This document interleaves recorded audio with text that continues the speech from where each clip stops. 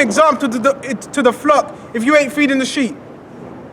And when the chief shepherd shall appear, ye shall receive a crown of glory that fadeth not away. When the chief shepherd shall appear, you shall receive a crown of glory that shall not fade away. And guess what? Yahushua is our chief shepherd. And guess what? We're shepherds over the flock. Okay, and he says, if you do these things, you're the end one. So it says, you shall receive a crown of glory that fadeth not away. A crown of glory, that's what we want. We want to be crowned. Don't you want to be crowned by Yahushua? This is what we want. This is why we're doing what we do. Go to Revelations 2 and 9. It's going to heat up now, man. This is Revelation 2. It's Revelation 2 and 9. I know thy works and tribulation and poverty, but thou art rich. No, Salakia. Oh yeah, that's 2 and 7. I've got it. Go to Revelations 3 and 15. Okay. This is Revelation 3 and 15. I know thy works, that thou art neither cold nor hot. I would thou wert cold or hot. So the Lord knows your works, okay, that are neither hot or cold. What happens when you're drinking some Guinness? You don't want your Guinness lukewarm. You're going to spit that out. What happens when you're eating food lukewarm? That's not pleasant to you. You're going to spit that out. Continue.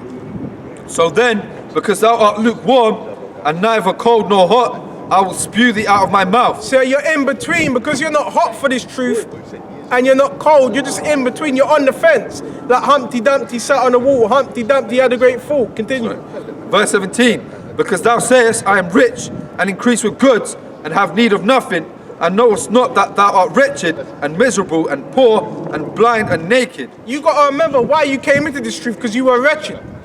Okay, you can't forget about how you was when you first came into this truth.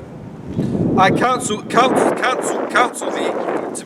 to buy of me gold tried in the fire. And that's what's happening. We're being tried to be acceptable. Okay? Because if you're not tried, you're not being tested. Okay? This is about being tried. And tried means tested. Acceptable. That thou mayest be rich, and white raiment, that thou mayest be clothed, and that the shame of thy nakedness do not appear. And anoint thine eyes with eye salve, that they may see it, that thou may see us. So that may anoint their eye with eye salve. And that's what we've got. That's what we're able to see, what other people don't see. Okay, they don't see what we see because we've been given an eye salve. Now can you go to go to this lot of scriptures. Let's go to Luke 12 and 48.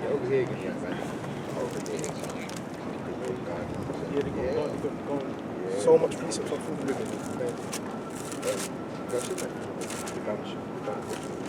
This is Luke 12 and 48. Read it out. This is Luke 12 and 48.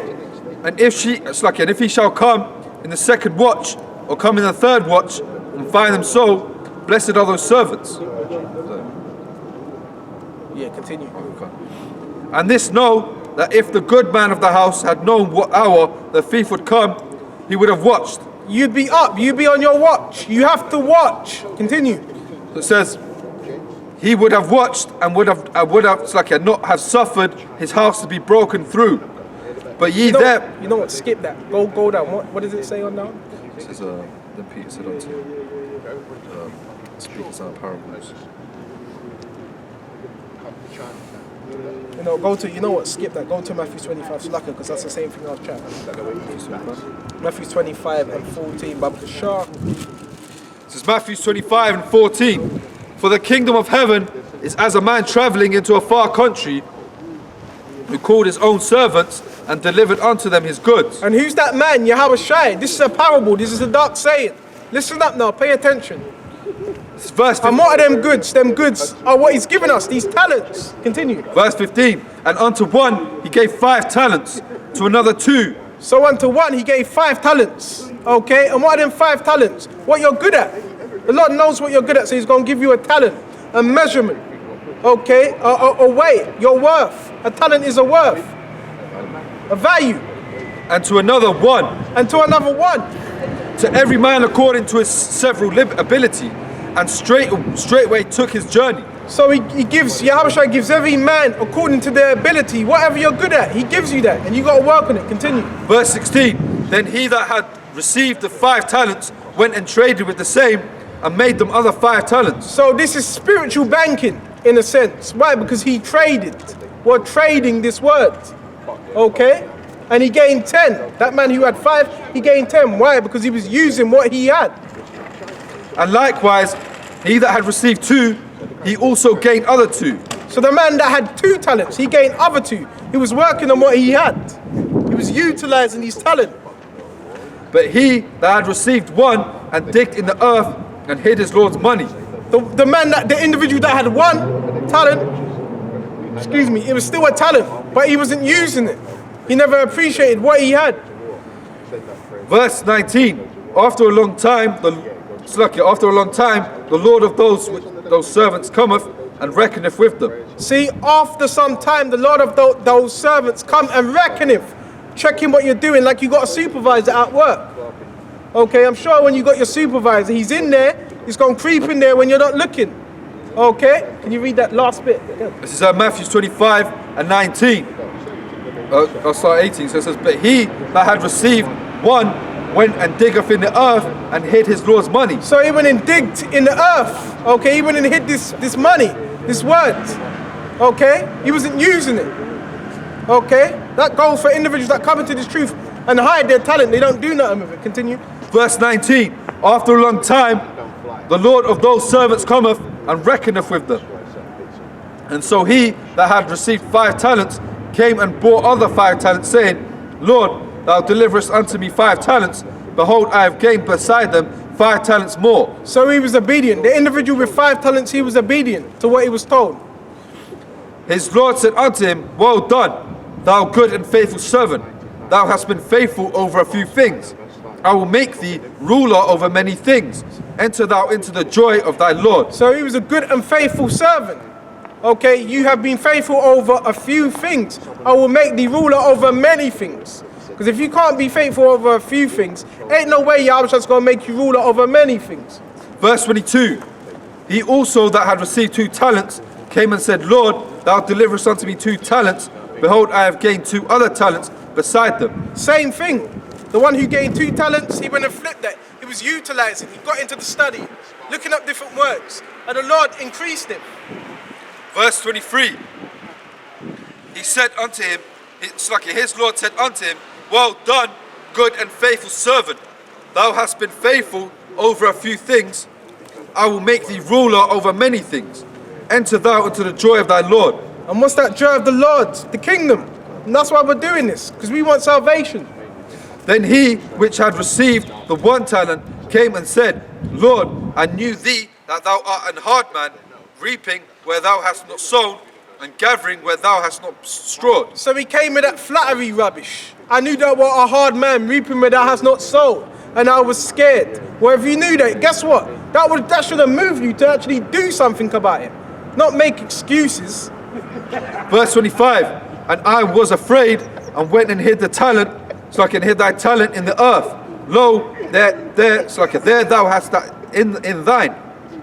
So he was afraid. That's why he never done nothing with it. And he went and hid that talent. Verse 26, his Lord answered and said unto him, thou wicked and slothful servant, thou knewest that I reap where I sowed not, and gathered where I have not strawed. Thou oughtest therefore to put my money to the exchangers, and then at my coming I should have received mine own with usury. So he's better off giving it to somebody else. Why? Because he's a wicked and slothful servant. If you ain't been doing what you're supposed to be doing, you're a wicked and slothful servant. Okay, and what's a sloth?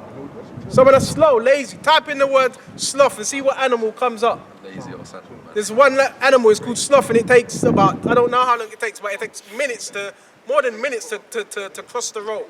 It hangs on the tree, it don't do nothing all day. That's a sloth. A wicked and slothful servant. So if you're not occupied in this word, that's what you are. A lot of people don't want to touch on this topic. Continue. Verse 28, take therefore the talent from him, and give it unto him which hath 10 talents. So now that talent gets taken from you. Why? Because you wasn't using what you've been given. Okay, you wasn't utilizing it. Now someone that can do the job, guess what? They're going to take over. Why? Because they're acceptable. For unto everyone that half shall be given. And he, it's Matthew 25 and 29.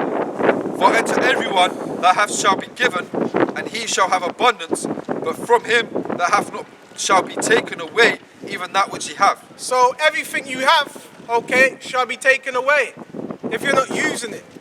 Okay, what's the abundance?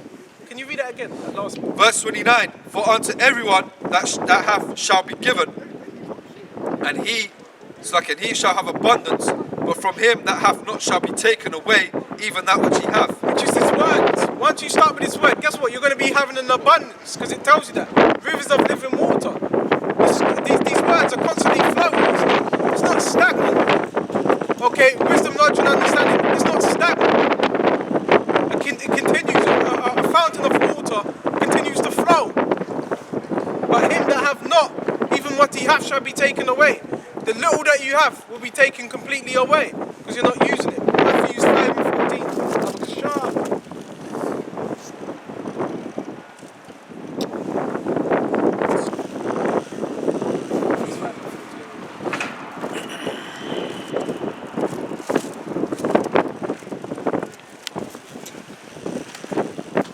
Matthew 5 and 14. Ye are the light of the world. A city that is set on a hill cannot be hid. So ye are the light to the world, okay? And that's really going to the individuals that are in this truth. You are the light to the world. You got that light upon you, okay? It's shining bright, and you got to keep that light shining. And you are the light of the world. A city that is set up on a hill cannot be hid. Why? First of all, it's got bright shining lights, so everybody that goes past can see. Okay, it's notified, and it's a city on a hill. And what that city up on a hill? That's why when people drive past, when people walk past, they're mesmerized. They can't believe it because what that light in a dark world. And what does the word Zion mean? It means a monument. You know, something that what does the word monument mean again? Like a spectacle or something like that. Monument. It's Yeah. like a trophy. Yeah, exactly. To Zion. Yeah. So verse 15. So it says, neither do men light a candle and put it under a bushel. So you don't get a candle. You're not going to light a candle and put it under your sofa. And that word bushel is basket. Yeah. That word for bushel is basket. So you're not going to get a candle and put it under a basket, but indicative, twofold. You're not going to get this truth and hide it. Okay? You're going to let it. What's that saying? I'm gonna let it shine, this little light of mine. That's what you're supposed to do, let it shine. And that's what we do. Continue. Back in verse 15, neither do men light a candle and put it under a bushel, but on a candlestick, and it giveth light unto all that are in the house. So it gives light unto all that are in the house, so all can see it, and that goes into your conduct. Okay? People are supposed to see. Look, you're a different man. You ain't that same nigger. Okay? Let your light so shine before men that they may see your good works. So let your light shine before men. The only way your light shining is if you're teaching, if you're making yourself a living sacrifice. That's part of letting your light shine. That may glorify your Father, because this ain't about ourselves. We don't do this for vainglory, for a pat on the back. We do this because we want salvation. Okay, that's it. All to Philippians 2.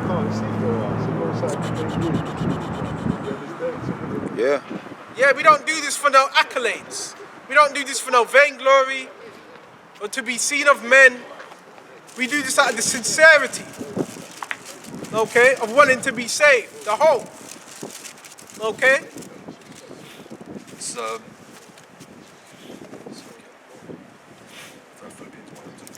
no, let me get that Philippians 2.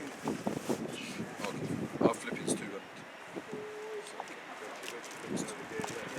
Go to the next page of Philippians 2. Yeah, go straight to 2. Okay. This is Philippians 2 and 2.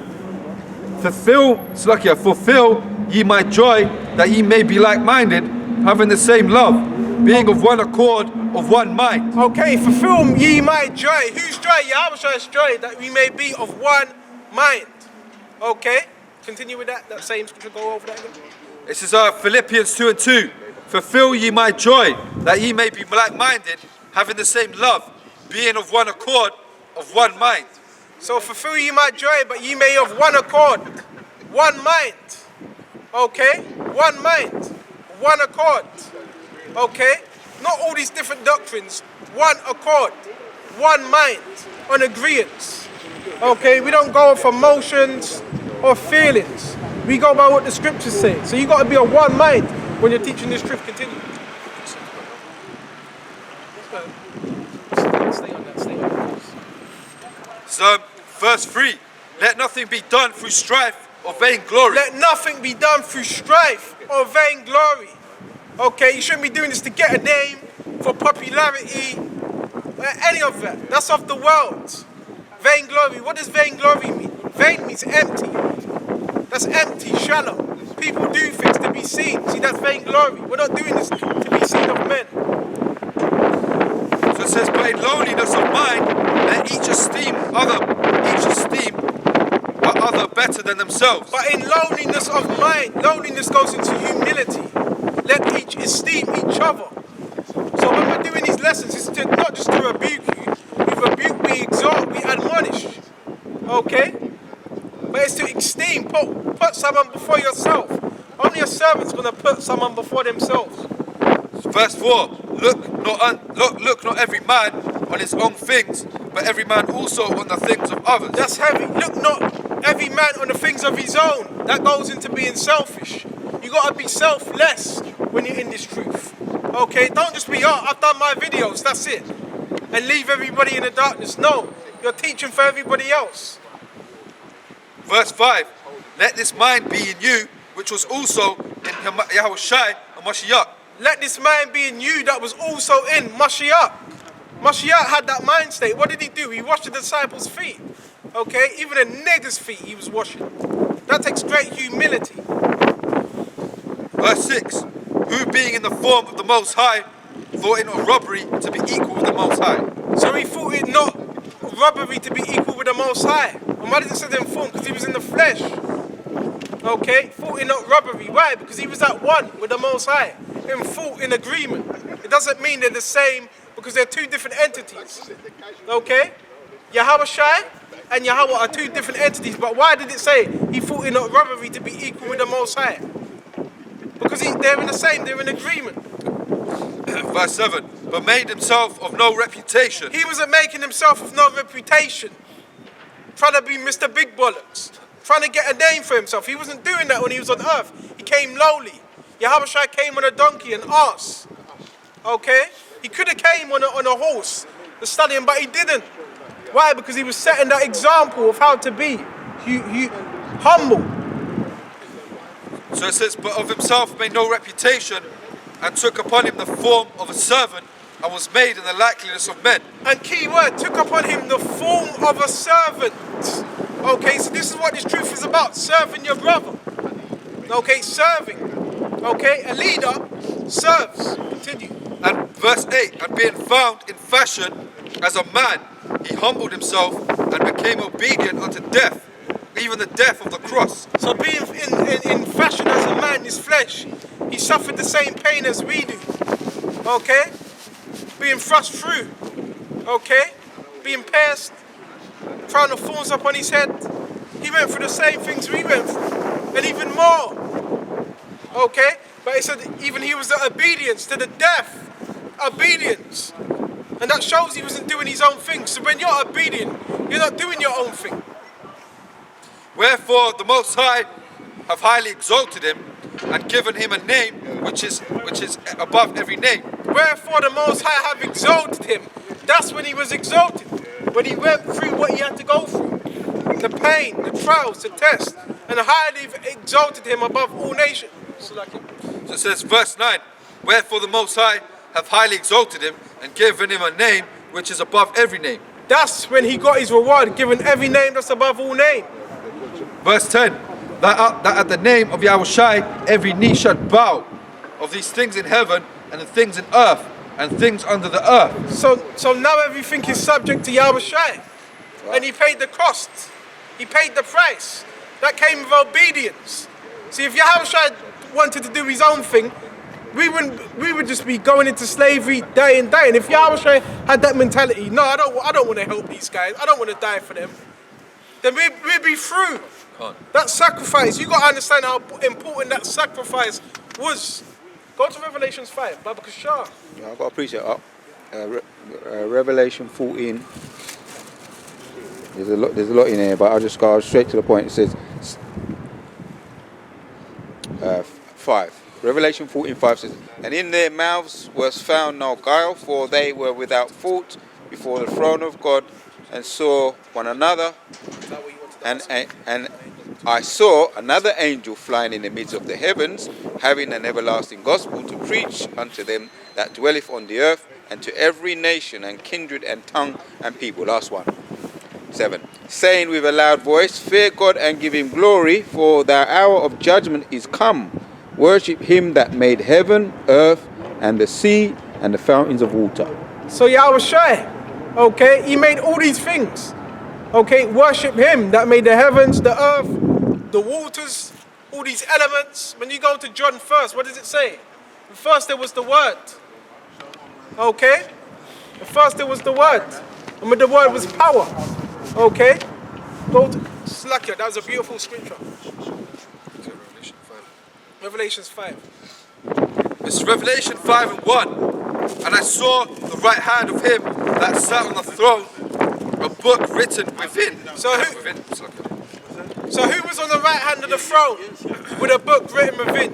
The Heavenly Father, Yahweh. So it says, written within, on the backside sealed with 7 seals. Written on the backside sealed with 7 seals. What does that seal represent? The book was closed. The book was shut. Nobody could open it. This is verse 2. "And I saw a strong angel proclaiming with a loud voice, Who is worthy to open the book and to loose the seals thereof?" Why? Because the book was closed. Quickly go to Daniel's, hold that. And go to Daniel's, I believe it's 12 and 4. Because the book was closed, the book was shut. Okay, see, the prophets, they had revelations. They had revelations of what they saw, but they couldn't fully, they expounded on it, but they couldn't fully break it down. They didn't know. But we know. This is Daniel 12:4. "But thou, O Daniel, shut up the words and seal the book, even to the time of the end." Okay, so shut up and seal the book, shut up the book to the time of the end. When was the time of the end? When Yahushua came on the scene, that was the time of the end. "Many shall run to and fro, and knowledge shall be increased." That's the end of the verse. Yeah. So many shall run to and fro, and knowledge shall be increased. We're in that time now, where knowledge is being increasing. Back to Revelation 5. So now we're in that time where knowledge is being increased. And you notice how it said in Daniel 12:4, shut up the words of this book, but it's sealed. Okay, so Daniel, he saw particular things, but he couldn't fully expound on it. He didn't really understand. Now we have that understanding. Why? Start again at Revelation 5. This is Revelation 5:3. So it says, let's look at verse 2. "And I saw a strong angel proclaiming with a loud voice, Who is worthy to open the book and to loose the seals thereof?" We just went into that in Daniel's 12:4, that the seals were shut, closed. And he was saying, who was worthy to open the book? And no man in heaven nor in earth, neither under the earth, was able to open the book. So none of the prophets, they weren't able to open the seals of this book. It was closed for a time. Neither to look thereon. Neither to look thereon. And I wept much, because no man was found worthy to open and to read the book, neither to look thereon. So John the Revelator was weeping. He was sad. He was lamenting. Verse 5. "And one of the elders saith unto me, Weep not. Behold, the Lion of the tribe of Judah, the root of David, have prevailed to open the book and to loose the 7 seals thereof." Okay, so can you go over that again? This is Revelation 5:5. "And one of the elders saith unto me, Weep not." Stop right there. One of the elders said unto me, when you go into the 24, beasts and elders, that's speaking of the angels. So the angel came to him and said, weep not. So it says, "Behold, the Lion of the tribe of Judah." The Lion of the tribe of Judah, Yahweh Shai, because he came out of that same line. Okay, it tells you his genealogy in Genesis 49. And when you go to Matthew 1, it tells you his genealogy. Okay, from the lines of David, from Jesse also, that came from the line of Judah. The root of David. The root of David. That's heavy because we're talking about that. Matthew 1 tells you about the genealogy of David. Have prevailed to open the book and to loose the seven seals thereof. Have prevailed to open the book. How did he prevail? Through that crucifixion. The book wouldn't have been open. We would have went into captivity, unto death, just sin. Okay? Because the Lord, guess what? He was looking down upon us. Because of our sins, we were too unclean. So who was that intercessor who needed to come on the scene, that lamb, Yahushua, to open the book? Verse 6, and I beheld, and lo, in the midst of the throne, and the 4 beasts, and in the midst of the elders, stood a lamb, as it had been slain, having 7 horns and 7 eyes. That lamb that had been slain was Yahushua. With the 7, what's it, 7 eyes and 7 horns. 7 horns. What's that? The angels. So it says, which are the 7 spirits of the Most High sent forth into all the earth. And he came and took the book out of the right hand of him that sat upon the throne. So who took the book out of the right hand of him that sat on the throne? Who was sitting on the throne? Yahweh. That shows us 2 different entities. And when he had taken the book, the 4 beasts and the 24 elders fell down before the Lamb. So the 4 beasts and the 24 elders sat down before the throne. Who was that? The angels.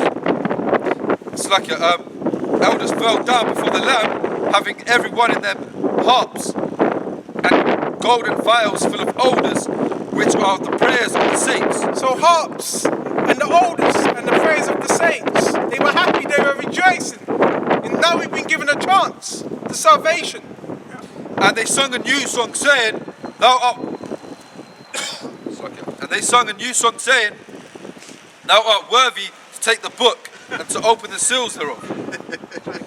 For thou wast slain and hast redeemed us unto the Most High by the blood of every kindred and tongue and people and nation. Thou art what? Read that again. So Revelation 5 and 9.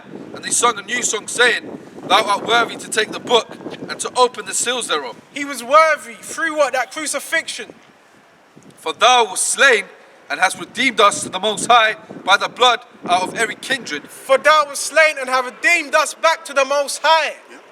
We wouldn't have been redeemed to the Most High if it wasn't for Yahushua. That's how important that sacrifice was. Right. And tongue and people and nation. And tongue and people and nation out of every kindred. Who's them every kindred? They're Israelites. Because not every nation's going to make it. Not every nation's granted salvation. So them kindreds is talking about is Israel. This is verse 10. And has made us unto war, the Most High, and has made us unto our power, kings and priests, and we shall reign on the earth. And has made us unto our power, kings and priests. Without Yahushua, we wouldn't have made that. See, that sacrifice meant everything. Let's go to Romans 8. And brother, can I just say one thing, man? Because, Lord willing, through the spirit and power of Yahweh, Shai, hopefully this is it. You know what I'm saying? Because certain brothers, man, we've been waiting a long time for this. Exactly. And I can't stop smiling, man. Because we're literally at the door. But the scripture says that the Lord will make us kings and princes. So that means that this kingdom would have to be destroyed. Right. This society would have to go through martial law. All right, and we're pretty much in martial law right now. All right, we're pretty much already in a state of martial law, but the media is not going to say that. You know what I mean? But that's pretty much where we at. And the reason why we here is simply because this world is getting ready to end, as we've been preaching for years. All right. So get me that, brother. So what is it? 2 Ezra 6. This one precept, and I'm going to give it back to you, brother. 2 Ezra 6. So 2 Ezra 6 and 1. So it says, and he said, you want to add where it says Jacob is the end of the world? Yeah. Give me that word. Go ahead. So it says, it's 2 Ezra 6 and 7. Yep. Then answered I and said, what shall be the part and asunder of times? Yep. And when shall the end of the first and the beginning of it that followeth? Come. And he said unto me, from Abraham unto Isaac, when Jacob and Esau were born of him, Jacob's hand held first the heel of Esau. Right. For Esau is the end of the world. Right, and go on. And Jacob is the beginning of it that followeth. Right, and Jacob is the beginning of it that followeth. So we've been waiting for a pretty long time, man. Like we ain't just come out here just to be coming out here in a recent sort of time. No, we've been out here for time, doing the same thing over and over again. And like you said, brother, we ain't changed the doctrine. You know, me and this brother, we was talking about it, man. And we was watching old videos and we was saying things, you know, that's alluding to now. Right. All right? And all we was doing was bringing out the precepts, the scriptures. That's all we was doing. So if we're right on this current event, then what else are we right on? Okay, that means that these other nations, including the so-called white man, the people of Esau and Edom, okay, they're going into slavery. That's right. According to the Bible. Okay? Because we've already predicted this time, man. We've already predicted the time of martial law. And we already here. But the media ain't saying we in martial law. Because they don't want to, you know, they don't want to get the people all, you know, mind boggled. So they don't say that. But we're in martial law. Okay? Because what they're going to start doing, they're going to start shutting everything down. They're going to start shutting all of these buses, all of these tube stations and stuff like that. All of that's going to get shut down eventually. Because we know where the elites want to take this thing, man. We're in league with the elites, by the way. But they're just on the left-hand side and we're on the right-hand side. Right. All right? But they're going to fulfill prophecy by destroying their own civilization. Right. And that's where we're at in this goddamn world. That's right. That's right. Right. Because if you go back to what the brothers read in Revelations 5 to verse 9, kings and priests and then reign on the earth. The kings. The king, in order to be a king, you gotta have servants, man. You gotta have servants, okay? And the king sits on a throne, okay? He has a scepter, a crown on his head, okay? He has servants, people that do his bidding, all right? He sits on the throne, meaning he's ruling a kingdom. He's ruling he's ruling lands, people, multitudes, man. Priests. We shall be kings and priests meaning we're going to have direct communication with the Most High, man. We're not going to be in these mortal fleshes, these sinful bodies, where the Most High's his face is turned away from us because his eyes are too pure to behold sin, man. Yeah. Okay? We're going to have bodies in the image of our Creator, man. So we're going to be able to see him face to face. Mm-hmm. Not like in the days of Moses, man, where the people of Israel wanted to direct communication with the Most High, and the Lord said, "He consume you, destroy you, man." You know what I'm saying? Yeah. He destroy you. But now in Revelation 22, it says, "We shall see him face to face." Right. Why? Because we're gonna have immortal bodies, man. With no sin is gonna dwell within us. Yeah. Priests, the laws is gonna be in our mind, man. All right, not written on manuscript no more, but within us, man. Yep. So we're gonna be kings and priests. Okay, and we reign where? On this earth, man, yep. Which means there's going to be a translation of rulership, right. a translation of power. That's right. From one people to another, man. Yep. Okay? Because of the injustices, riches got by deceit. Right. All right? The kingdom shall be translated from one people to another, man. Yep. Okay? And to a profitable people that will bring forth righteous fruit, good fruit, man. Right. All right? And that tree will never be cut down. Because that tree is a goodly fruit, man. Yeah. Goodly fruit. All right? And will bring forth immortal fruit, man.